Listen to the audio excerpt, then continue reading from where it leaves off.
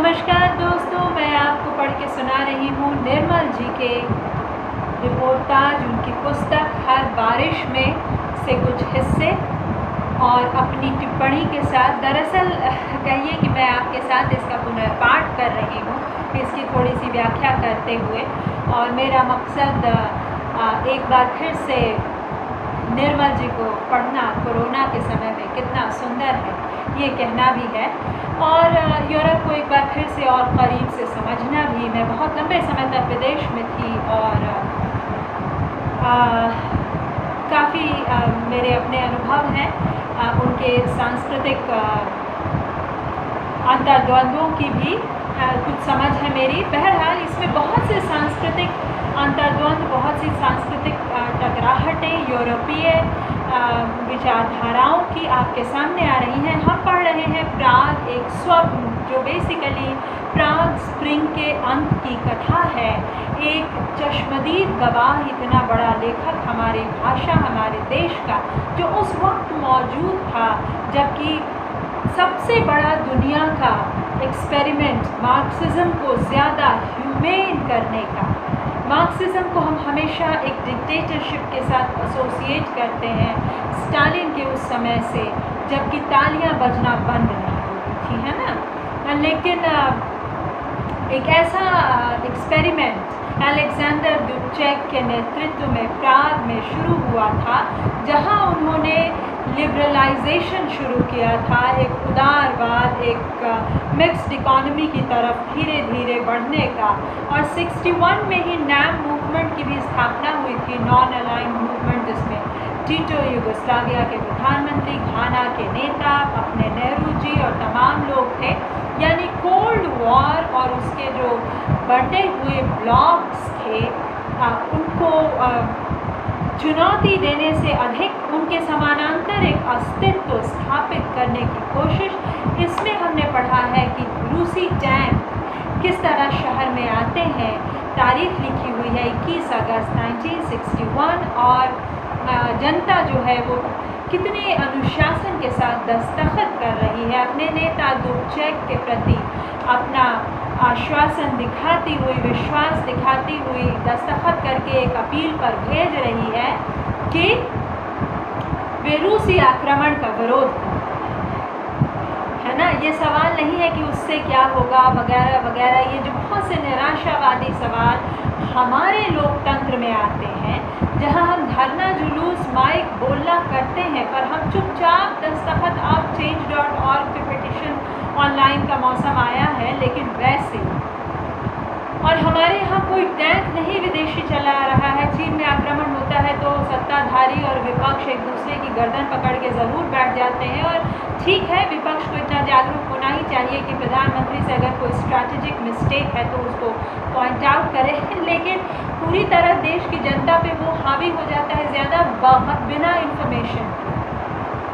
मतलब विपक्ष का मैं ज़्यादा हावी होता है, या नरेंद्र मोदी ने गलत है ये ज़्यादा हावी होता है उस मुद्दे के बनिस्बत। तो ये उदाहरण है, लेकिन हम कथा प्राग स्प्रिंग के अंत की पढ़ रहे हैं। प्राग स्प्रिंग एक ऐतिहासिक मूवमेंट है जिसमें, जैसा कि मैंने कहा, मार्क्सवाद को एक ज़्यादा खूबसूरत उदारवादी चेहरा देने की कोशिश की थी वहाँ के नेता ने, और उसके चश्मदीद गवाह बहुत खूबसूरती से कि जहाँ मैंने अपने जीवन के सर्वश्रेष्ठ वर्ष गुजारे, क्या उसको मैं उस लाइन को दोबारा पढ़ती हूँ, क्या उसको मैं इस तरह से सहेज सकता हूँ खूबसूरती से, या मतलब पूर्ण होने की बात तो नहीं है, लेकिन क्या मेरी जिम्मेदारी नहीं कि मैं एक दस्तखत करूँ, हस्ताक्षर करूँ। मैं भीड़ की उस लंबी कतार को छोड़कर बीच सड़क पर आ जाता हूँ। प्राग की शांत गलियों में चलता हुआ सोचता हूँ, मैंने अपनी ज़िंदगी के सर्वश्रेष्ठ और शायद सबसे निर्णयात्मक वर्ष इस देश में गुजारे हैं। क्या अपने दस्तखत देने से ही मैं कभी उसके प्रति अपना आभार और अंतहीन कृतज्ञता चुका सकूँगा, है ना। और इस तरह की बातें लेकिन उससे पहले वहाँ के प्रेस क्लब का माहौल, स्पेन से आए हुए लोगों से मुलाकात की बातें और समूचा वो माहौल बड़ी खूबसूरती से हर बारिश में के इस चैप्टर प्राग एक स्वप्न में कैद है, एक काबिल तारीफ आँखों देखा हाल। ऐसा लगता है कि आप एकदम से उस संस्कृति को जी रहे हैं, है ना। और एक सांस्कृतिक टकराहट तो अभी हमारे यहाँ भी मार्क्सवाद का बहुत इन्फ्लुएंस है, और जो दूसरी तरफ है वो ठीक न तो कलावाद है और न ही कुछ और बात है सिवाय बाज़ारवाद के। बाज़ारवाद जो है वो बहुत हावी है हर कहीं, और मार्क्सवाद भी कहीं ना कहीं बाज़ारवाद का शिकार है। यह एक अलग विमर्श है। फिलहाल उन्होंने ये भी कहा है कि चेक मार्क्सवादी दार्शनिकों के लेख पश्चिमी देशों के समाचार पत्रों में अनुवादित किए जाते थे, अर्थात चेकोस्लोवाकिया ने वो सरहद पार कर ली थी, है ना। वैचारिक स्तर पर इतने कम समय में मार्क्सवाद एक रेनेसां का वातावरण उत्पन्न कर सकेगा, इसकी कल्पना करना भी दूभर लगता था। स्टालिनवाद के मृत और निष्प्राण घेरे से मुक्ति पाकर समूचा देश लंबी घुटन के बाद पहली बार खुली हवा में सांस ले रहा है। और फिर वे कहते हैं कि खुली हवा की एक खासियत होती है कि वह बंद सीखचों और तालों के बीच भी अपना रास्ता बना लेती है, और सोवियत संघ के वर्तमान नेताओं के लिए यह खतरे की निशानी थी। और जो खतरा एक समय जार पर था वह मार्क्सवादी कहने वाले क्रांतिकारियों के लिए उत्पन्न हो जाएगा, यह देखकर अचंभा होता है। और सोवियत नेता सबसे अधिक भयाक्रांत थे चेक आंदोलन से उठना नहीं, जो कि धीरे धीरे मार्क्सवादी खेमे से, ईस्टर्न ब्लॉक से, वॉर्सो पैक्ट से निकल रहा था। जितना अपनी जनता के स्वयं ताज़ी हवा के लिए लालायित होने से, है ना, दिखाई देने से, और फिर आकस्मिक नहीं कि सोवियत नेताओं के लिए चेकोस्लोवाकिया में होने वाला कम्युनिज्म में प्रजातंत्र, है ना, एक एक्सपेरिमेंट, एक पॉलिटिकल सांस्कृतिक एक्सपेरिमेंट जो सचमुच एक्चुअल एग्जिस्टेंस में आ रहा था। मार्क्सवाद के भीतर, कम्युनिज्म के भीतर, मार्क्सवाद हम कहना, मार्क्सवाद तो एक विचारधारा है, कम्युनिज्म के भीतर, एक शासन तंत्र के भीतर, एक कम्युनिस्ट शासन प्रणाली के भीतर लोकतंत्र की स्थापना, उसको चुनौती देना था। आकस्मिक नहीं कि सोवियत नेताओं के लिए चेकोस्लोवाकिया में होने वाला कम्युनिज्म में प्रजातंत्र एक ऐसी छूत की बीमारी थी जो रफ्ता रफ्ता पोलैंड, हंगरी और स्वयं उनके देश को दूषित कर सकती। इससे पहले कि वह चेक सीमाओं के बाहर फैले, उसका उन्मूलन करना ही उन्हें उचित जान पड़ा, चाहे ऐसा करने में उन्हें पश्चिम यूरोप की समस्त वामपक्षी और कम्युनिस्ट पार्टियों का तीव्र विरोध ही क्यों न सहे, है ना। फिर से लड़ाई बढ़ाते हैं, तनातनी और बढ़ती है, लेकिन कोल्ड वॉर लगभग 65 तक आते आते तो बहुत ख़त्म हो गया है।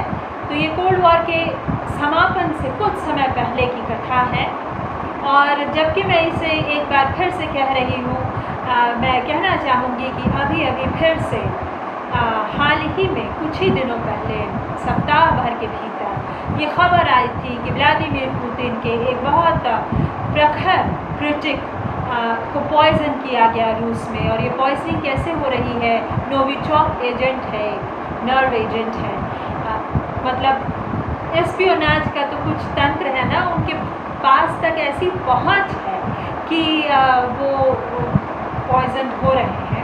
उनको जर्मनी ले जाया गया है, मर्केल बोल रही है। ये भी इतिहास की विडंबना है कि आज जर्मनी सबसे ज़्यादा रेफ्यूजीज एक्सेप्ट है ना, जिस देश ने यहूदियों को अंत तक फाइनल सोल्यूशन देकर यही कहा कि तुम चले जाओ और हम अपना देश नहीं छोड़ेंगे, क्योंकि यहूदी कहाँ जाते नहीं गए, और अंत में इतने लोग होलोकॉस्ट में मारे गए। कुछ लोग बाद में भागे, जिसके हम एस्केप कहते हैं, एकदम बाद में, लेकिन पहले और ये अपने आप में दिलचस्प है, बहुत दिलचस्प कहें कि वो कब तक था कि उन्होंने कहा था कि आप जा सकते हैं, और ये कब हुआ कि आप नहीं जा सकते हैं। और उन्होंने समूचे पोलैंड और चेकोस्लोवाकिया और जर्मनी में भी वो सारे कैंप्स बना डाले जो आज होलोकॉस्ट म्यूज़ियम्स की तरह देखे तो ये भी एक इतिहास की विडंबना है कि आज जर्मनी सबसे ज़्यादा मुखर है सोवियत यूनियन में प्रजातंत्र की खिलाफत करने वाले लोगों के पनिश्ड होने के ऊपर, है ना, उनको मिलने वाली सज़ाओं के ऊपर जर्मनी सबसे ज़्यादा मुखर है। ब्रिटेन में भी पॉइजनिंग हुई है। ब्रिटेन में रहने वाले, ये पिछले 2 सालों से बहुत ज़्यादा खबरों में मैंने पढ़ा है, रहने वाले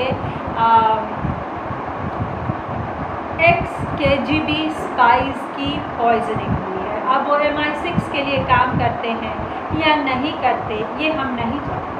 हम जानते हैं कि एस्पियोनाज एक बहुत बड़ा नेटवर्क है। कुलभूषण जाधव हमारे आज भी पाकिस्तान के जेल में बैठे हैं, वो सही में है या नहीं है, लेकिन हम उनकी रिहाई के लिए, मैंने भी कविता लिखी है।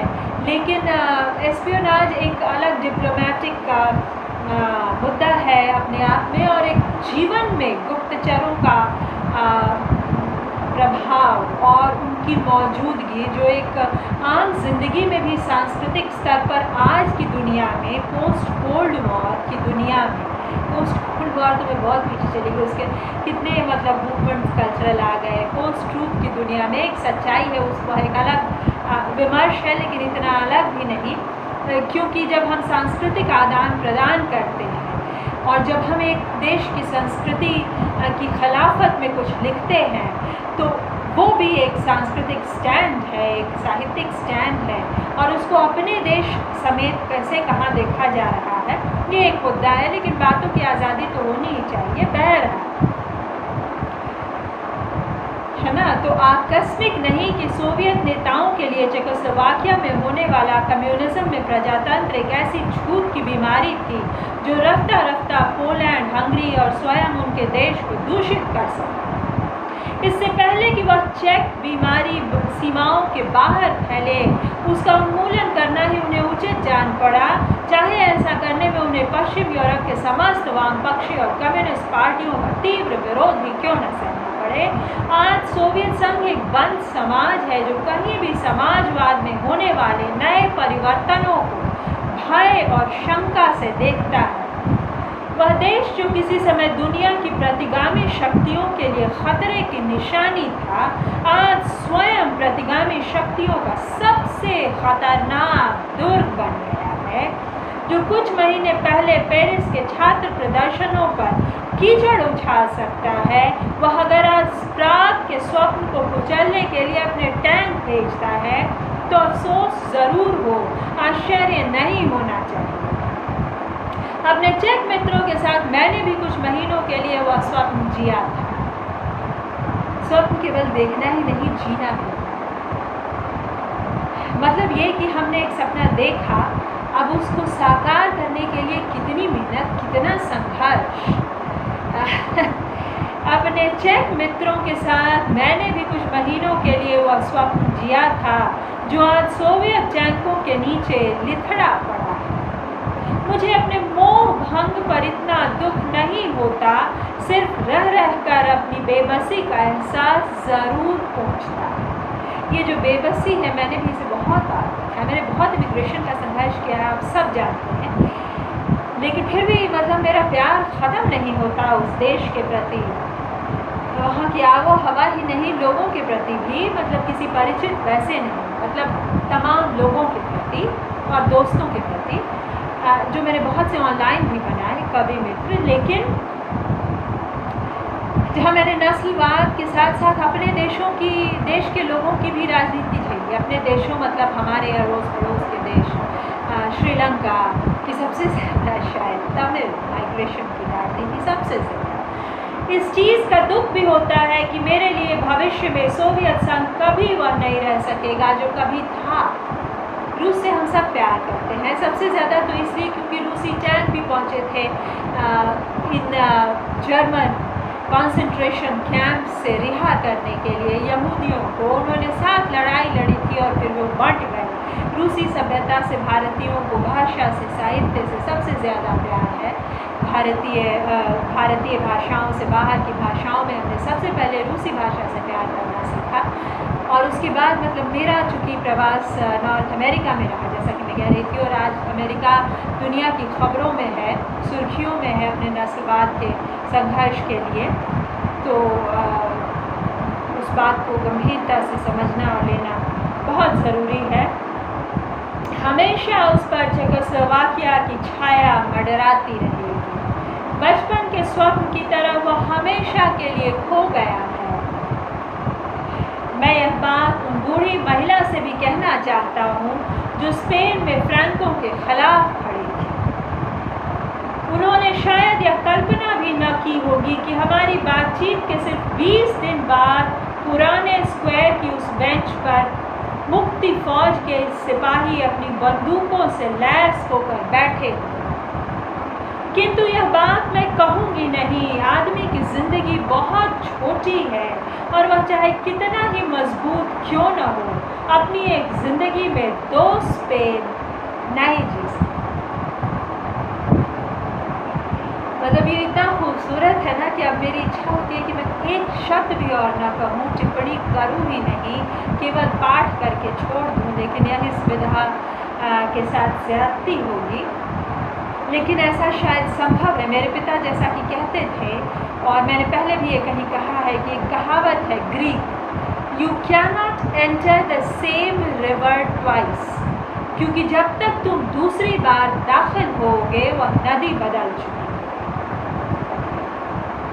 तो वही बात है, ये वो स्पेन नहीं, ये मेरे सपनों का भारत नहीं। इस तरह की बहुत सी बातें हम कहते हैं, तो वही बात है। आज ये सारे देश खूबसूरत, लोकतांत्रिक और तमाम विकास के संसाधनों से संपृक्त है, लेकिन आज भी स्पेन में जो एक अलगाववादी मूवमेंट है, शायद कैटलोनिया का, और उनकी अपनी भाषा भी है कैटलान। मेरी कविताओं का स्पेनिश में अनुवाद हुआ है, अब तक कैटलान में नहीं, लेकिन मैं ज़रूर चाहती हूँ उनसे भी मित्र बनाना, उनसे भी दोस्ती करना, उनको भी मित्र बनाना। लेकिन ये इतना खूबसूरत है स्टैंजा कि मैं इसको दोबारा आपके लिए पढ़ रही हूँ। मैं यह बात उन बूढ़ी महिला से भी कहना चाहता हूँ जो स्पेन में फ्रैंको के खिलाफ खड़ी थी। उन्होंने शायद यह कल्पना भी न की होगी कि हमारी बातचीत के सिर्फ 20 दिन बाद पुराने स्क्वायर की उस बेंच पर मुक्ति फौज के सिपाही अपनी बंदूकों से लैस होकर बैठे होंगे। किंतु यह बात मैं कहूँगा नहीं। आदमी की ज़िंदगी बहुत छोटी है और वह चाहे कितना ही मजबूत क्यों न हो, अपनी एक ज़िंदगी में 2 स्पेन नहीं जी सकता।